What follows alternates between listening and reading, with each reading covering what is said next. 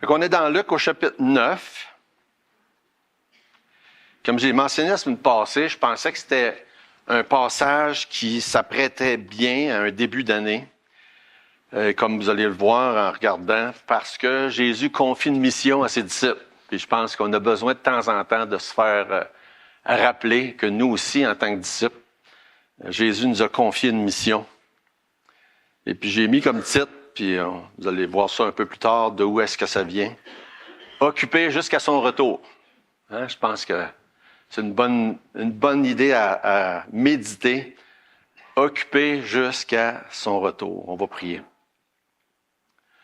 Notre Dieu, on est content de pouvoir être dans ta présence ce matin en communion, les frères et les sœurs. Communion avec ton corps, communion avec ton sang, communion les uns avec les autres. Et Seigneur, c'est ma prière que chacun ici ce matin puisse être en communion. En communion, premièrement, à cause du sang qui a été versé à la croix, qui nous purifie de tout péché, qui nous permet un accès permanent, un accès sûr et certain dans la présence de Dieu. Et Seigneur, on te prie que ça puisse être la réalité de chaque personne ici ce matin, d'avoir cette relation-là avec toi au travers du sang de Jésus. Et on te prie, Seigneur, pour chacun de tes enfants, que jour après jour, on puisse la maintenir, cette communion-là. Et c'est ma prière ce matin que quiconque a des choses à régler puisse les mettre en règle. Et Seigneur, parle dans nos cœurs, parle dans mon cœur. Conduis-nous ce matin dans ta parole, dans ta présence, dans ta volonté. Et c'est le nom de Jésus que je te prie. Amen. Donc, dans Luc au chapitre 9, comme vous pouvez le constater, les disciples se font confier une mission. On va regarder ça ensemble. En quoi ça consiste? Et toujours la même chose. Quelles sont les applications qu'on peut en tirer pour nous autres? C'est toujours mon désir quand je lis la parole de Dieu, quand on l'étudie, on devrait toujours avoir ça en tête. Des belles histoires, on aime à entendre, à connaître les histoires de la Bible, mais comment ça s'applique? Hein? Comment est-ce qu'on peut en retirer des leçons pour nos vies? On a vu au chapitre 6, Jésus a choisi ses apôtres, et c'est lui qui les a choisis pour le servir. Ils ont accompagné Jésus, ils l'ont vu faire des miracles, ils l'ont vu faire toutes sortes de choses, mais en même temps, ils étaient en train de suivre leur formation. Formation théologique, doctrinale, mais aussi formation pratique. Puis là, ils les envoient en mission pour qu'ils mettent en application certaines des choses qu'ils ont appris. Puis c'est toujours la même chose pour nous autres aussi. On apprend la théorie, mais après ça, Dieu nous donne des choses à faire pour qu'on puisse mettre en pratique qu'est-ce qu'il nous a enseigné. Puis on peut dire aussi que c'est comme un genre de pratique générale. Vous savez, quand on prépare quelque chose, il y a souvent ce genre de pratique-là générale, puis c'est un peu ça pour eux. Ils les envoient en mission par eux-mêmes, puis ils vont devoir se débrouiller sans Jésus. Puis on sait, puis Jésus sait que plus tard, ils vont devoir se débrouiller sans Jésus. Fait qu'il va falloir qu'ils apprennent. Donc, c'est un genre de pratique. Puis on va voir plusieurs choses ils ont dû le faire. Puis après ça, plus tard, ils reviennent, puis ils font un compte-rendu à Jésus. Fait qu'il les a confié une mission. Voici les points en général là, qu'on va regarder ce matin. Il les a confié une mission avec des pouvoirs. Et ça, c'est toujours important de voir. On a des responsabilités, mais on a aussi des devoirs qui vont avec. Tu as la responsabilité, mais tu as le privilège qui va avec, je devrais dire. Fait que Jésus a confié une responsabilité, mais donné le privilège d'avoir des dons et des pouvoirs qui allaient avec. Mais comme on peut voir dans l'histoire, le mandat ou la mission est limité. Mais il nous a donné l'équipement nécessaire pour le faire. On va aussi voir qu'il y a un aspect prophétique à ça. Puis on voit aussi qu'il y a des applications pour notre vie, chacun d'entre nous. Fait que, premièrement, Jésus leur a donné une mission avec des pouvoirs. Hein? Comme par exemple, ça dit qu'on est des ambassadeurs. Et un ambassadeur, normalement, dans n'importe quel pays, qui représente son pays, a des pouvoirs qui viennent avec. C'est la même chose. Jésus a donné une mission à ses disciples, mais il a donné des pouvoirs qui venaient avec. Chapitre 9, versets 1 et 2, Jésus, ayant assemblé les 12, leur donna force et pouvoir sur tous les démons, avec la puissance de guérir les maladies. Il les envoyait prêcher le royaume de Dieu et guérir les malades. Comme on va regarder tantôt, comment ça s'applique à nous, mais on n'a pas nécessairement les mêmes pouvoirs. Hein? Ça, je pense que tout le monde réalise ça en lisant cette histoire-là. Quand on compare, on va comparer avec d'autres évangiles, entre autres dans Matthieu. Si vous regardez dans Matthieu chapitre 10, et quand on lit Matthieu chapitre 10, les versets 7 et 8, ça dit « Allez prêcher et dites, le royaume des cieux est proche. Guérissez les malades, ressuscitez les morts, purifiez les lépreux, chassez les démons. Vous avez reçu gratuitement, donnez gratuitement. » Fait que ça, c'est leur mission pendant ce temps-là que Jésus les envoie. Et quand on retourne dans notre texte de Luc chapitre 9, verset 6, ça dit « Ils partirent, ils allèrent de village en village, annonçant la bonne nouvelle, opérant partout des guérisons. » Fait que ça, c'était leur mission. Allez prêcher la bonne nouvelle, mais en même temps, guérissez des malades. C'est ce qu'ils ont fait pendant tout leur ministère. Hein, il y avait l'opportunité de prêcher l'Évangile, mais aussi il y avait le pouvoir de faire des miracles puis de guérir des malades. C'était vraiment spécial quand on considère toutes ces choses-là. Ça dit dans Marc chapitre 16, un autre évangile qui nous parle de comment est-ce que ça s'est passé à cette époque-là. Marc chapitre 16, verset 20, ça dit « Ils s'en allèrent prêcher partout. Le Seigneur travaillait avec eux et confirmait la parole par des miracles qui l'accompagnaient. » Et ça, c'est particulier du temps des apôtres. Chaque place qui allait, partout, les apôtres avaient des pouvoirs pour faire quoi? Qu'est-ce qu'on vient de lire ici dans Marc au chapitre 16? Pour confirmer la parole qu'il y avait avec eux. Évidemment, on comprend puis on sait que la parole n'était pas complètement écrite encore. Et parce que la parole n'était pas complètement écrite encore, Dieu a jugé nécessaire de donner des pouvoirs, des dons spéciaux aux apôtres du premier siècle pour confirmer. Comment est-ce qu'ils pouvaient autrement dire « Ah ben voici, je vous parle de la parole de Dieu. » Mais la parole n'était pas complète encore, pas fini d'écrire.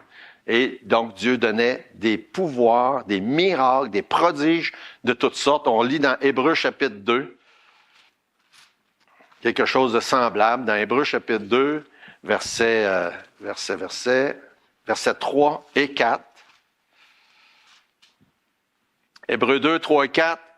Comment échapperons-nous en... Non, c'est ça. Ouais, c'est ça. Comment échapperons-nous en négligeant un si grand salut? Le salut annoncé d'abord par le Seigneur nous a été confirmé par ceux qui l'ont entendu. Dieu, appuyant leur témoignage par des signes, des prodiges, divers miracles et par des dons du Saint-Esprit distribués selon sa volonté. Fait que Dieu appuyait son témoignage parce que c'était nécessaire à ce moment-là. On voit ça tout au long. C'est le cas avec Paul, par exemple. Il nous en parle dans plusieurs passages. On n'ira pas toutes les voir, mais on peut tourner dans Romains chapitre 15.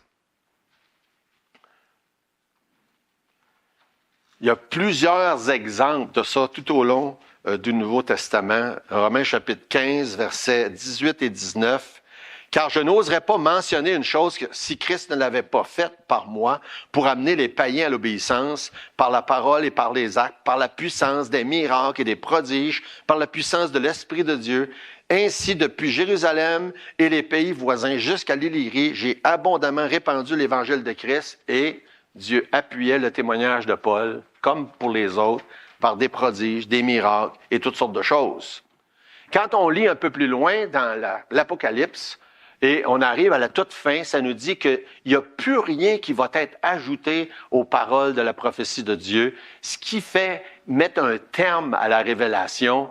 Et on se rend compte, quand on étudie l'histoire, que c'est à peu près le même moment dans l'histoire. On parle de la fin du premier siècle, où ces prodiges, ces miracles, ces signes nombreux-là s'estompent. Pourquoi? Ben à cause de tous les passages qu'on vient de lire. Parce que la parole était complète. Il n'y avait plus besoin d'avoir quelque chose d'autre qui venait appuyer leur témoignage. Et aujourd'hui, c'est la même chose pour nous autres. On n'a plus besoin de quelque chose d'autre. pour venir appuyer le témoignage, parce qu'on a la parole de Dieu entre nos mains. Et quand on parle et on dit « Voici la parole le dit », ça suffit.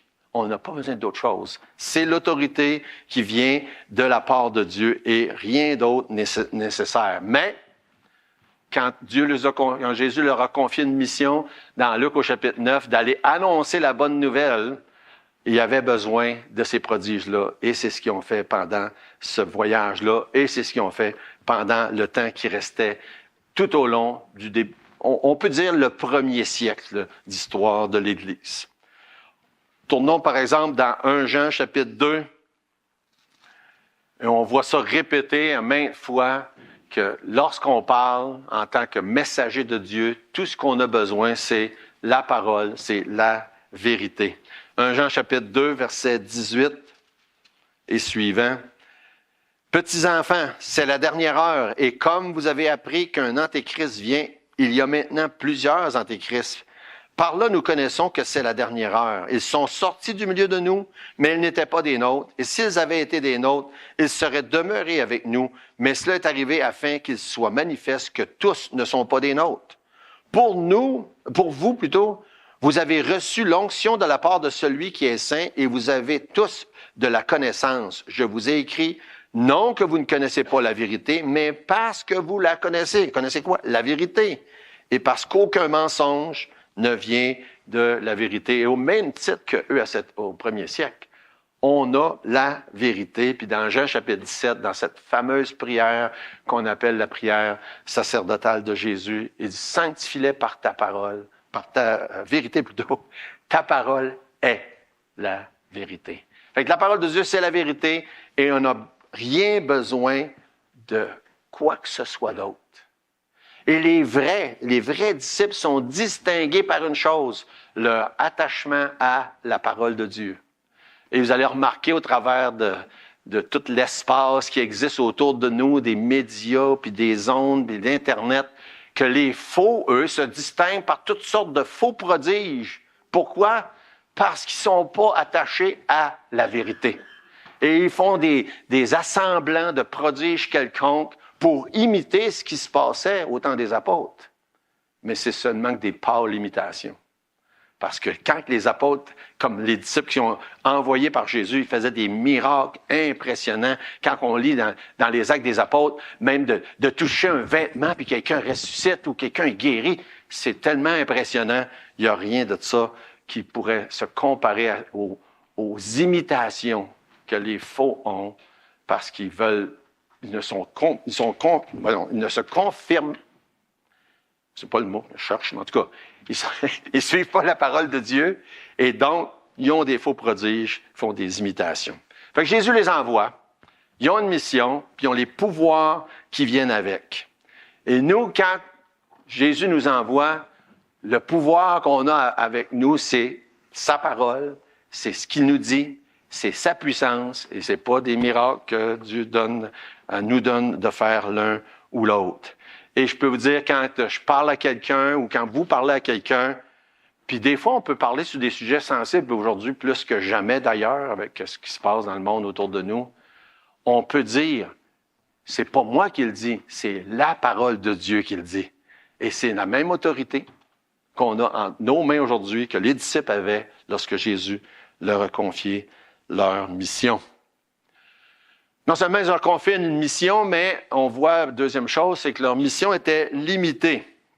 Si on regarde dans notre texte de Matthieu 10 au lieu de celui de Luc 9, quand Jésus leur parle dans Matthieu 10, on lit les versets 5 et 6. Tels sont les 12 que Jésus envoya après leur avoir donné les instructions suivantes. N'allez pas vers les païens et n'entrez pas dans les villes des Samaritains. Allez plutôt vers les brebis perdues de la maison d'Israël. Fait que leur mission était limitée. On va voir, puis vous le savez déjà, notre mission n'est pas limitée de la même manière. Mais leur mission à eux était limitée, c'était limité pour la nation d'Israël, à cause du temps dans lequel ils vivaient. Et c'est ce que on vient de lire dans Matthieu chapitre 10. Quand on regarde un peu plus loin dans Matthieu chapitre 10, je n'aurais pas dû retourner dans Luc, je vais retourner dans Matthieu 10, un peu plus loin dans notre texte, verset 14. Ça dit, « Lorsqu'on ne vous recevra pas et qu'on n'écoutera pas vos paroles, sortez de cette maison ou de cette ville et secouez la poussière de vos pieds. » Puis aussi, un peu plus loin, au verset 17, « Mettez-vous en garde contre les hommes, car ils vous livreront aux tribunaux, ils vous battront de verge dans leurs synagogues. Vous serez menés à cause de moi devant les gouverneurs, devant les rois, pour servir de témoignage à eux et aux païens. » Encore là, il fait la distinction à eux et aux païens, aux juifs et aux non-juifs. Et quand on lit dans Matthieu chapitre 12, vous pouvez tourner juste quelques pages plus loin, si vous êtes encore dans Matthieu.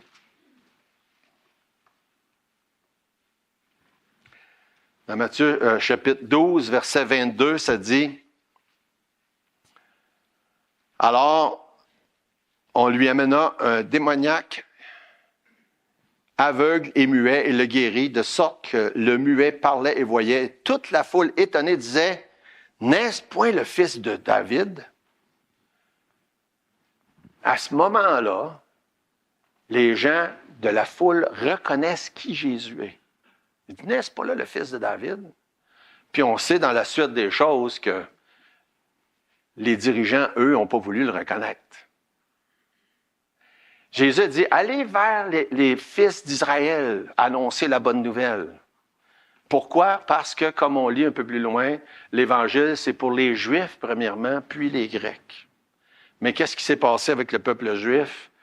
Ils ont rejeté, ils ont refusé, ils n'ont pas acclamé Jésus comme Messie. Puis c'est ce qu'on voit ici dans Matthieu chapitre 12. Ils n'ont pas voulu reconnaître Jésus comme le Messie. Et ils ont commis quelque chose qui est devenu appelé le blasphème contre le Saint-Esprit.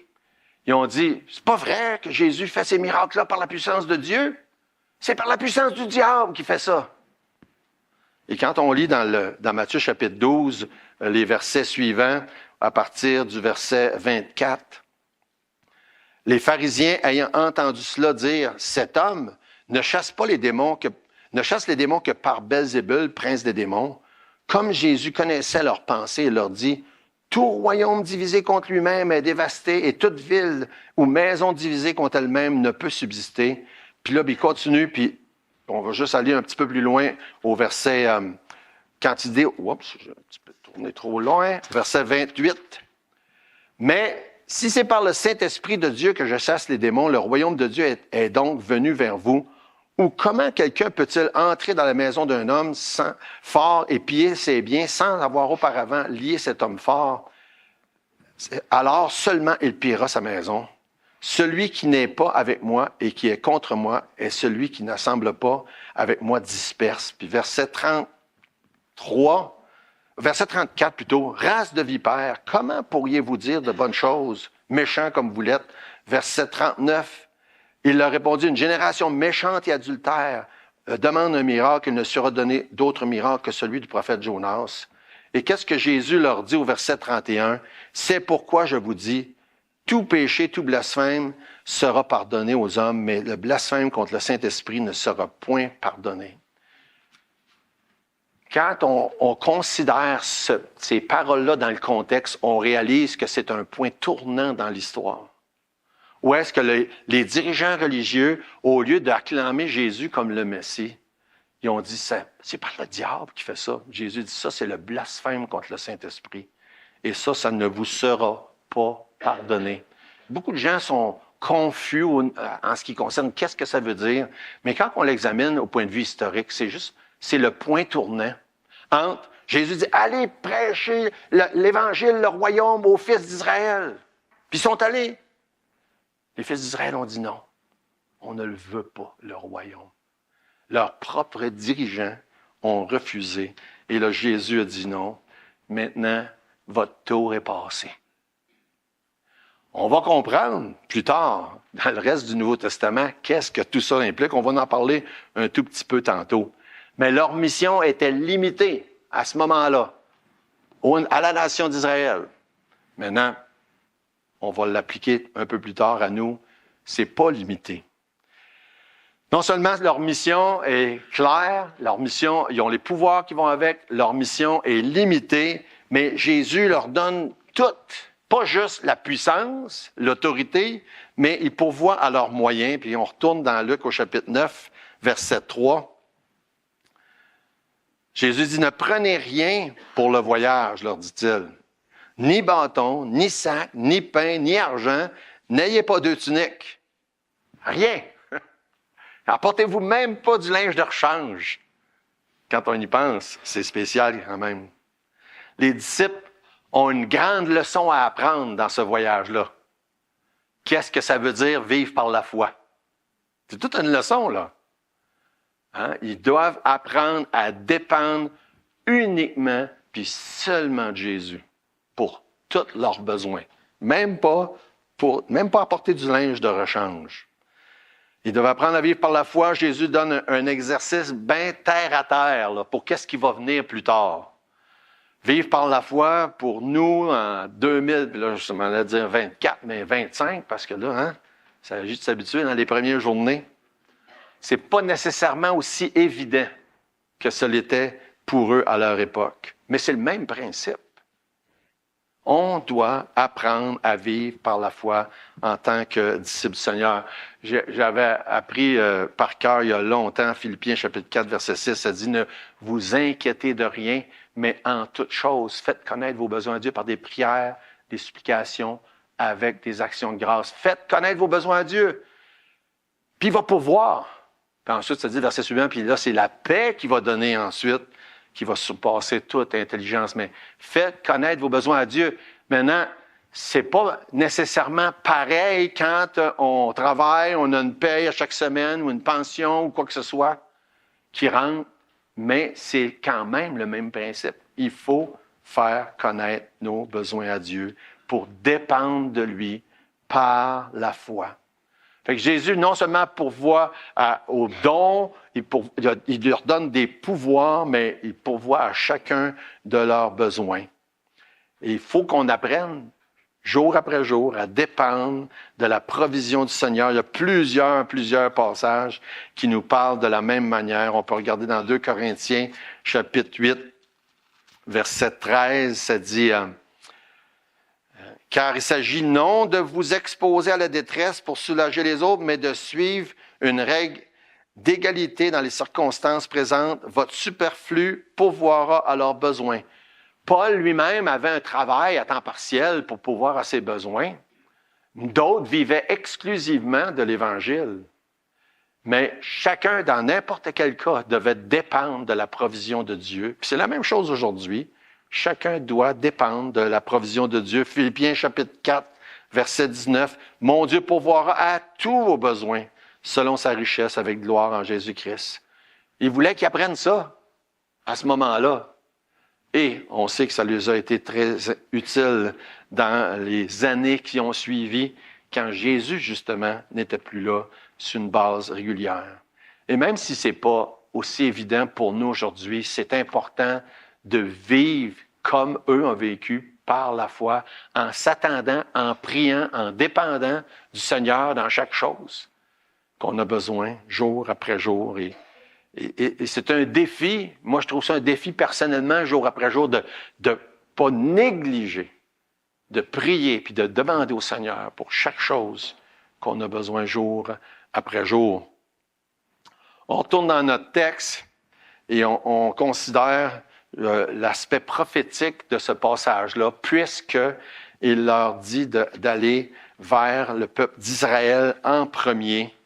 Et verset 5, entre autres, je pense que je n'ai pas lu le verset 4, on va le lire. « Dans quelques maisons que vous entriez, restez-y, et c'est de là que vous partirez. Et si les gens ne vous reçoivent pas, sortez de cette ville et secouez la poussière de vos pieds, en témoignage contre eux. » Il y a un aspect prophétique, on en a parlé un peu tantôt. Et c'était pour eux un témoignage pour les apôtres, mais c'était un témoignage contre la nation d'Israël aussi en même temps. Et historiquement, prophétiquement, on sait que c'est un événement majeur et important quand ils ont mis de côté, ils ont refusé d'accepter Jésus comme Messie et ils ont été mis de côté pour un certain temps en tant que nation jusqu'à ce que plus tard, un jour, ils vont être repris comme ça nous explique si bien, on va le voir aussi un petit peu plus tantôt. Prochaine chose qu'on voit, c'est quelque chose qu'on voit souvent dans la Bible, mais qui passe des fois inaperçu, c'est que pendant qu'il se passe quelque chose, il se passe quelque chose d'autre. Tout ce que j'ai mis pour ce point-là, c'est pendant ce temps. Hein? Puis c'est plein de choses comme ça dans la Bible. Vous savez, quand vous lisez la Bible, qu'il y a beaucoup, beaucoup de choses qui s'est passées qui n'est pas racontées. Et là, des fois, il y a des petites des petites fenêtres qui se rouvrent pour nous faire voir certaines choses. Ça, c'en est un exemple. On voit que entre le verset 6 et 7, il se passe de quoi? On va lire les versets 6 et 7. Ils partirent, ils allèrent de village en village, annonçant la bonne nouvelle et opérant partout des guérisons. Hérode le tétrarque entendit parler de tout ce qui se passait. Il ne savait que penser, car les uns disaient que Jean était ressuscité des morts. Fait qu'ils ont tout fait ce que Jésus leur a demandé. Jésus, de son côté, faisait des choses lui aussi. Hein? On le lit. On s'en rend compte, par exemple, quand on lit dans Matthieu chapitre 11, que pendant ce temps-là, Jésus n'est pas resté là, les deux bras croisés, il va attendre que mes disciples reviennent. Lui aussi était occupé. Lui aussi a fait des choses. Jésus, de son côté, travaillait. Les apôtres étaient en train d'accomplir ce que Jésus leur avait envoyé de faire. Et Hérode entend parler. Hein, on peut juste imaginer dans la cour du roi, là, puis une table ronde, un dîner d'affaires, je ne sais pas trop comment. Puis là, les gens, hey, avez-vous entendu qu'est-ce que Jésus a fait? As-tu entendu qu'est-ce que... C'est ça qui se passe, là. Puis là, ça vient aux oreilles, ça nous dit. Hérode le tétrarque entendit parler de tout ce qui se passait. Il s'en passait des choses. Il se passait beaucoup de choses pendant ce temps-là. Et là, Hérode a fini qu'en entendre parler. Puis là, il dit, attends un peu, là. Je sais, Jean-Baptiste est ressuscité. Et je l'ai fait couper la tête. On voit que Dieu travaille sa conscience, hein, par les paroles qu'il dit.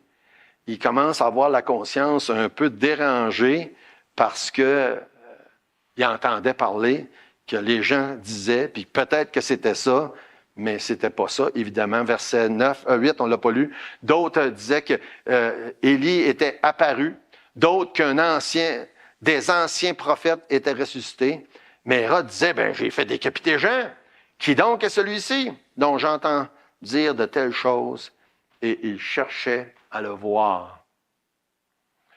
Hérode aurait bien aimé ça, avoir un entretien avec Jésus. Jésus n'était pas plus intéressé que ça. Même on lit un peu plus tard dans Luc chapitre 23 que...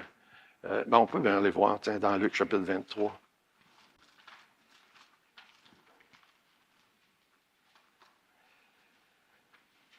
Verset 8. Lorsqu'Hérode vit Jésus, il en eut une grande joie, car depuis longtemps, il désirait le voir à cause de ce qu'il avait entendu dire. On vient juste de lire ça, là. Il espérait qu'il le verrait faire quelques miracles. Il n'était pas vraiment intéressé, hein? Et c'est comme ça encore aujourd'hui. Il y a des gens qui savent, tout ce qui les intéresse, c'est ça, des miracles. On veut voir des miracles. Mais vraiment, Jésus, puis sa parole, puis son message, pas tant.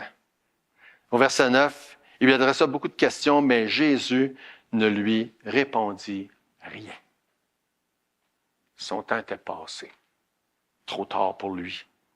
Jésus ne lui a pas donné rien qui valait la peine pour lui d'entendre à ce moment-là. Tout ce qu'il voulait, c'était des choses farfelues. Verset 10, dans notre texte, les apôtres reviennent vers Jésus avec un rapport. Verset 10, les apôtres étant de retour racontèrent à Jésus tout ce qu'ils avaient fait. Il les prit avec lui et se retira à l'écart du côté d'une ville appelée Bethsaïda. Dans Marc, on lit dans Marc que non seulement il avait fait un rapport, mais il était fatigué. Jésus leur dit qu'ils ont besoin de se reposer. Dans Marc chapitre 6, verset 31, il dit, venez à l'écart, puis reposez-vous. Je trouve ça intéressant. Jésus lui-même dit qu'il n'y a pas de lieu même à reposer sa tête. Fait que les apôtres étaient fatigués. Jésus aussi était fatigué, mais ils ont continué. Hein, ils se sont reposés un peu. En tout cas, si Jésus leur a dit de se reposer dans Marc chapitre 6, mais ils ont continué malgré leur fatigue. Jésus a continué. Si on lit au verset 11, c'est le dernier verset qu'on va regarder dans notre texte ce matin, dans Luc chapitre 9, ça dit « Les foules ayant su le suivaient, Jésus les accueillit. Il leur parlait du royaume de Dieu. Il guérit aussi ceux qui avaient besoin d'être guéris. Et Jésus, c'était sans... Il n'y avait pas de repos. C'était toujours comme ça. Les foules le suivaient. Il demandait beaucoup de sa part. Et Jésus faisait ce que les gens lui demandaient. Pas toujours exactement ce qu'il demandait, mais Jésus était disponible, était constamment à la disposition des gens qui l'entouraient. C'est la fin de notre histoire ce matin. Et la dernière chose, c'est comment est-ce qu'on peut appliquer plusieurs de ces choses-là dans nos vies aujourd'hui, en 2025. On a déjà vu quelques-unes. Premièrement, Jésus nous a confié une mission. Il n'y a personne ici ce matin qui est sauvé, qui est un enfant de Dieu, qui ses péchés sont pardonnés, à qui Jésus n'a pas confié une mission. C'est important de se le rappeler. Jésus a confié des missions à chacun d'entre ses disciples. Et cette mission-là n'est pas limitée comme la mission que les apôtres ont reçue de Jésus cette fois-là. Mais puisqu'ils ont rejeté Jésus comme Messie, la mission maintenant est ouverte à tous. On lit dans Romains 10, dans Romains 11, plusieurs versets, puis on ne prendra pas le temps ce matin d'aller les lire, mais je vous encourage à les lire. Romains chapitre 9, Romains chapitre 10, Romains chapitre 11, tout ça ensemble résume plusieurs des choses qu'on a déjà vues ce matin, que l'Évangile, c'est pour le salut des Juifs premièrement, puis des Grecs ou des non-Juifs, dont on fait partie. Et pourquoi ils ont refusé l'Évangile, ils ont refusé Jésus comme Messie, et ils ont été mis de côté comme nation pour être reprises plus tard, pour entrer dans leur royaume avec Jésus. Et ça va se faire bientôt. Et Romains chapitre 8, 9 et 10 expliquent tout ça. Vous pouvez aller consulter. On va juste lire quelques versets du chapitre 11, là, parce que, juste pour donner une idée si vous n'êtes pas familier avec ces passages-là.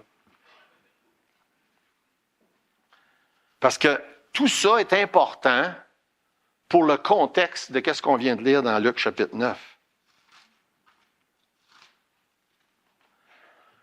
Romains 11, le verset, on peut prendre... verset 11, ça dit... je dis donc, est-ce pour tomber qu'ils ont bronché, en parlant de la nation juive? Loin de là, mais par leur chute, le salut est devenu accessible aux païens, afin qu'ils soient excités à la jalousie. Verset 12. Or, si leur chute a été la richesse du monde et leur amoindrissement la richesse des païens, combien plus sera-t-il ainsi quand ils se convertiront tous? C'est ce qui va se passer à la fin pour entrer dans le royaume. Le verset 25. Car je ne veux pas, frères, que vous ignorez ce mystère afin que vous ne vous regardiez point comme sages. Une partie d'Israël est tombée dans l'endurcissement jusqu'à ce que la totalité des païens soit entrée. Puis là, à ce moment-là, le reste qui va être là pour acclamer Jésus comme roi va se convertir à la fin. En tout cas, prenez le temps de lire ces chapitres-là. Vous allez, si vous n'êtes pas familier, vous allez trouver des choses vraiment intéressantes. Fait que notre mission à nous n'est pas limitée de la même manière. C'est pour tous. Il y a des passages que vous devriez connaître, qu'on connaît, comme Matthieu chapitre 28, par exemple, puis je vais juste lire ces quelques versets-là, qui parlent de cette grande mission que Jésus nous a confiée à tous. Matthieu 28, il dit, versets 19 et 20, « Allez, faites de toutes les nations des disciples, les baptisant au nom du Père, du Fils et du Saint-Esprit, enseignez-leur à observer tout ce que je vous ai prescrit. Et voici, je suis avec vous tous les jours jusqu'à la fin du monde. Faites de toutes les nations. C'est un concept nouveau pour eux à ce moment-là.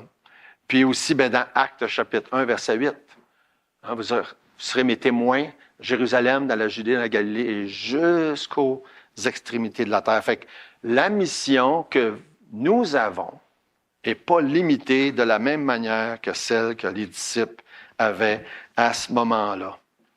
Et on n'a pas les mêmes prodiges non plus à notre disposition comme eux, ils avaient à ce moment-là non plus. Et j'aime bien une des paroles que Jésus mentionne dans Luc au chapitre 16, vous savez, l'homme riche puis Lazare, où est-ce qu'il dit « Envoie quelqu'un pour parler aux gens. » Puis il répond « Même si quelqu'un ressusciterait des morts, ça ne marcherait pas. Tout ce qu'ils ont, tout ce qu'ils ont besoin, ils l'ont. » Ça dit, ils ont Moïse et les prophètes. À ce moment-là, c'était toute la révélation. Nous, on a Moïse et les prophètes et le reste. On a toute la révélation. On a tout ce qu'on a besoin de la même manière que Jésus parle dans Luc au chapitre 16. Parce que la parole de Dieu, c'est la révélation complète. Et il n'y a rien d'autre qu'on a besoin. Fait qu'il nous donnait tout ce qu'on avait besoin. Pas des pouvoirs comme eux avaient, mais aussi il pourvoit à chacun de nos besoins, tels que la parole de Dieu l'enseigne. Les apôtres ont rendu compte à Jésus quand ils sont revenus. Ils ont dit, bon, on a fait, qu'est-ce que tu nous as demandé d'accomplir? Au même titre qu'aujourd'hui, quand des gens partent en mission, des missionnaires ou n'importe quel pasteur doit rendre des comptes. Et ça, c'est un point intéressant à se rappeler. Parce qu'il y a des gens aujourd'hui qui se prétendent des missionnaires ou qui se prétendent des messagers, puis qui ne rendent pas de compte à personne. Et on le voit, le modèle nous est enseigné dans les Actes des Apôtres au chapitre 14. Ceux qui étaient envoyés rendaient des comptes. Les apôtres ont rendu des comptes à Jésus. Les premiers missionnaires ont rendu des comptes à l'Église d'Antioche dans l'Acte au chapitre 14. Et ça devrait toujours être comme ça, encore aujourd'hui. Fait que c'est un principe intéressant qu'on voit là dans cette mission-là que Jésus a confiée à ses disciples. Et ça continue aujourd'hui. Le même modèle doit être appliqué puis est applicable encore aujourd'hui. La conclusion de tout ça, je suis content, moi, ce matin, que c'était le passage qu'on avait devant nous. Ça m'a réconforté, ça m'a encouragé. Surtout le dernier verset là, qu'on a lu tantôt. Jésus, les apôtres rendent compte, ils sont fatigués, Jésus leur dit de se reposer, mais on voit par après, on constate qu'ils ont continué, ils n'ont pas arrêté, ils n'ont pas lâché. Jésus était fatigué, il dit, il n'y a pas de place, je ne suis même pas capable de me reposer la tête sur une roche. Mais il continue, il est sollicité, puis il répond aux besoins des gens. Et c'est clair que malgré leur fatigue, malgré les temps qui n'ont pas nécessairement été faciles, on lit toutes les affaires qui ont dû endurer, puis Jésus aussi. Ils n'ont pas lâché, ils ont continué. Et on lit dans plusieurs passages du Nouveau Testament, puis dans la Bible au complet, qu'il ne faut pas lâcher, il faut continuer. Je pensais, en méditant sur ce passage-là cette semaine, à des passages comme Galates, chapitre 6, verset 9, ça dit « Ne nous lassons pas de faire le bien ». C'est pas un verbe qu'on emploie souvent, nous autres, là, dans notre langage. On va employer plus le mot « fatigué » ou « tanné » ou « découragé » ou quelque chose comme ça. Mais ça dit « ne nous lassons pas », ça veut dire la même chose. Lâchons pas. Arrêtons pas. Continuons. 2 Thessaloniciens 3,13, ça dit « Pour vous, frères, ne vous lassez pas de faire le bien. » Je dois vous avouer, en pensant à la nouvelle année dans les derniers jours, j'avais un peu ce sentiment-là d'être là. Comme je dis, on n'emploie pas ça souvent, d'être un sentiment de lourdeur. Je dis, ah oui, on recommence, on continue, il ne faut pas lâcher. Et ça arrive de temps en temps. Moi, en tout cas, ça m'arrive, j'imagine pas le seul. Je dis, ouais, c'est vrai, il ne faut pas arrêter, il faut continuer. J'étais content d'être dans ce passage-là, ça m'a encouragé, ça m'a fait du bien. Et il y a un des passages, puis je l'ai mentionné tantôt, très, très rapidement dans le titre. On va tourner dans Luc chapitre 19. C'est de là que vient le titre d'ailleurs.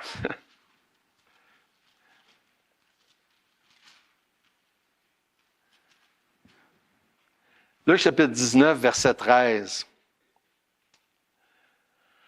Vous connaissez l'histoire là, des 10 000, puis ainsi de suite, le maître qui part, puis l'homme... bon, on va lire à partir du verset 11, ça va être plus facile.